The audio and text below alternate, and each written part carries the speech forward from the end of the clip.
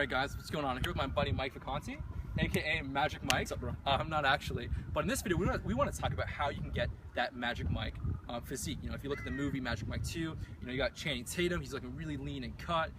You got that guy from White Collar, Matt Bomer. You got Joe Manganiello. But you got guys with like really good physiques. They're lean, they're crisp, they're cut, they have just the perfect amount of muscle. I guarantee you, when girls watch the movie, they're gonna like swoon over them, which is different than like the bodybuilder physique, you know, because a lot of times people focus on bulking up. They want to like work out. They a lot of upper leg size, a lot of leg size, glute size. They put on too much size and fat, and it ruins the look. So if you want to have that Magic Mike look, you got to focus on staying really, really lean. These guys are under 10% body fat, you know, 7 to 9%. So the abs are really, they're showing. They have taut waist, and so that's the first step. Where are you right now? I got tested at 6.6 DEXA, but I could be anywhere between 7 and 8%. You know, around you, I think we're probably pretty close. But so I guess the first thing is really making what's most important is staying lean. Because a lot of times people will tell you, you know, eat the 4,000 to 5,000 calories per day, you know, hit the gym all the time, and that just allows you, that just gets you really bulky, and you don't have that sleek, defined look. But you know what? Here's the thing. You don't want to follow, as crazy as this is to say, you don't want to follow the Magic Mike Channing Tatum workout diet strategy, because the reality is, if you look at Channing Tatum in interviews, he can't sustain that.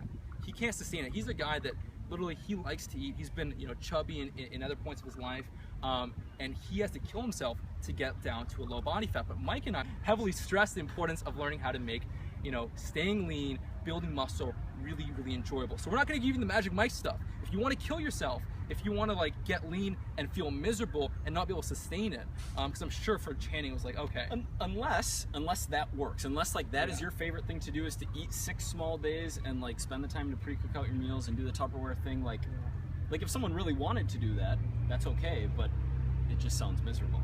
right. Instead, Instead we'll like, talk about how I eat or how you eat or whatever. right. You know, so actually Mike and I kind of see eye to eye in the fitness world. You know, we kind of believe that as far as achieving that kind of look, it comes down to a few things. The first of which, and you know, you said this, I've said this, is finding the most enjoyable way to hit a calorie deficit. Probably 95% of you guys are not lean enough to have that, you know, that lean defined look. And that's a matter of dropping body fat. Dial in the nutrition. Right. Like, So stay in a deficit for a period of time. right. So let's give some people some tips on how they can really stay lean and make fat loss an absolute breeze. Make fat loss effortless, so that if they get down to that that really lean, crisp physique, they can sustain it. Yeah, I mean, what works for you? I personally like fasting because I like caffeine. I like staying super hydrated. I'm very like mentally productive in the morning when I don't eat. So I fast until lunch-ish, noon, 2 o'clock, whenever that is, and then eat all of my food in a 6 to 8 or 10 hour window, like Right. whatever makes sense that day. Yeah. And eating foods I like obviously not full blown. If it fits your macros, like there's a little bit of vegetables sometimes. Like, I'll go weeks without eating vegetables. I do too, man. I do too. But like keeping protein reasonably high and eating foods I like. right. Like Chipotle and a little bit of Ben and Jerry's Ben here and Jerry's there. ice cream. That's cool. Ben Jerry's ice cream. So yeah, here's like the main thing, and actually, intermittent fasting is really effective at making fat loss so enjoyable, because if you're fasting throughout the day and then eating 2 big meals a day, you can eat huge meals, massive meals. I'm here in LA. You know, yesterday I went out and got some like 2 pizzas. You know, I had like a burger, and I was actually still in a deficit, believe it or not, because of the intermittent fast. If you want to download the intermittent fasting handbook, it's right here at ketonbody.com/76. You can learn all about fasting. And then, as Mike was talking about, if you actually have, like, let's say you need to lean down on 2,000 calories a day, you know, you can hit those 2,000 calories however you want. Hit enough protein, you know, enjoy your fats and carbs, and find the most enjoyable way to sustain that. So 7 300-calorie meals isn't the most enjoyable way to do that. Not I promise you, when you're out at dinner at night and you're like, well, I've used 1,800 of my 2,100, and now I'm gonna order the salad, no dressing, no cheese, no nuts, chicken breast. Like, right. it sucks. Right. But if you saved 1,000 calories for your triple meat Chipotle or whatever you want to do, it makes life easier. Right, so cool. So basically that's how we'd handle the nutrition. You know, if we're working with a Hollywood actor, we'd make sure, you know, get sufficient protein, hit your protein needs, because that's important for muscle growth and so forth. And then find the most enjoyable way to hit your calorie deficit. And you know, for Channing, you know, I would probably get him launch intermittent fasting. I'd get him eating the 2 meals a day, and I would show him that, you know what, dropping fat getting to a really low body fat can be so easy, so enjoyable, and it's crazy to me that like a lot of these people haven't caught on, you know, because you think, oh, these Hollywood actors probably have the best trainers, the best coaches, the best this, and unfortunately, it's really not the case at all. You know, most of the time it's not the case because a lot of people are still stuck in the dogmatic, you know, advice as far as, you know, doing this and this and this. And of course, you know, how would you approach the training to achieve that kind of look? Because a lot of people, they focus heavily on, you know, squat, bench, dead, but that's not going to necessarily build those aesthetics as far as, you know, the great shoulder development in proportion. Yeah, like squats and deadlifts will get you stronger at squatting and deadlifting, and I'm not opposed to them. Like, it depends on what your goals are, but if you want to grow a bigger chest or bigger shoulders or bigger arms, like, you need to train those things. And I like to keep frequency low. Like, I'm doing one of your programs right now, and I actually really enjoy it. I like lower frequency, so 3 days a week in the gym. I like going heavy to start the workout and then throwing a bit of work in the 8 to 12 rep range to like after those compound movements. Right, very cool. So basically, I mean, if you want to build the Magic Mike physique, it's a really simple layout. You know, you hit the low body fat by dialing in your nutrition. Find the most enjoyable way to hit the deficit. You know, you dial your training in. You lift 3 days a week. You make progress on these exercises. They're going to build your physique in the right way. Like, look at Mike right now. He's got great chest, nice shoulders. He's got the whole 9 yards, man. That's a matter of building, you know, building your chest lifts up. Yeah, building your chest lifts up. And actually, in one of my last videos, I did this Toronto Kinobody meetup, and one of the guys, I was trying to help him build muscle. He's like, yo, I can't build muscle. I'm like, well, tell me about your lifts. Are you progressing on your lifts? How's that going? He's like, I'm like, well, give me a chest exercise. What are you up to now?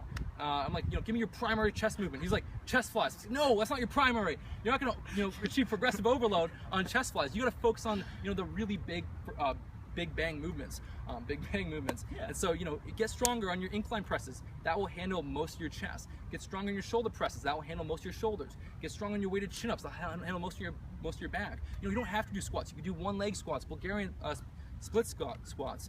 Just find these movements that work for you. They're going to build your physique. Get strong on them. Track your lifts, and magical things will happen. Is there anything else you want to add there, too? I think that covers it. That covers it, man. That's like 80% of it. Then throw in some isolation stuff, you know, to fill in the gaps, more volume. But really, achieving that kind of physique is not that hard. It's not as hard as, you know, if it was that hard, I wouldn't look like this, you know, because I don't want to like feel deprived all the time. You know, I don't want to feel. I do have one thing to add. So we're talking about 3 times a week. Some of you might be like, I train 5, 6, 7 days a week. I really like training. The thing is, when you're pushing yourself, when you're pushing intensity super high, you can't train 5, 6, 7 days and be intense in all of those workouts. Like, unless you're sleeping 12 hours a night and like doing other things, it just isn't sustainable. So you may actually like listen to the 3x a week advice because it works. Right. And so what happens is actually, you know, how I kind of stumble upon that is like you're really tracking your lifts and making sure you're progressing, you know, so you're getting stronger and you know, muscle's a byproduct of strength. If you add 50 pounds to your bench for 5 reps, your chest will grow. So if you're making those strength gains, you'll find that when you take those days of rest in between, you actually come back stronger because you get that full central nervous system recovery. Now we've kind of hit on a lot of stuff. We want to leave you with one final note. If you guys enjoyed the video, make sure to hit the like button. Here's a link to Mike Vacante's channel on YouTube. You can check that out. If you're not sure what course of mine you really need to focus on, or you aren't really sure if you need to cut or focus on building muscle, then take the Kinobody Physique Survey right here. We're going to determine what physique type you have and what you need to focus on to take your body to the next level and get that really lean, chiseled, muscular look. So that's at kinobody.com/survey. And pretty much that's everything I want to talk about in this video. I really hope it was helpful. You know, some of you guys have followed me for a while. This is nothing new, but hopefully for the new people, this kind of teaches them that achieving a great look that actually looks really good can actually be fun and rewarding and enjoyable, because at the end of the day, fitness should enrich your life. It should not consume it. Word. All right, man. All right, cool. See you guys. See ya. Bye. Love you, Dad.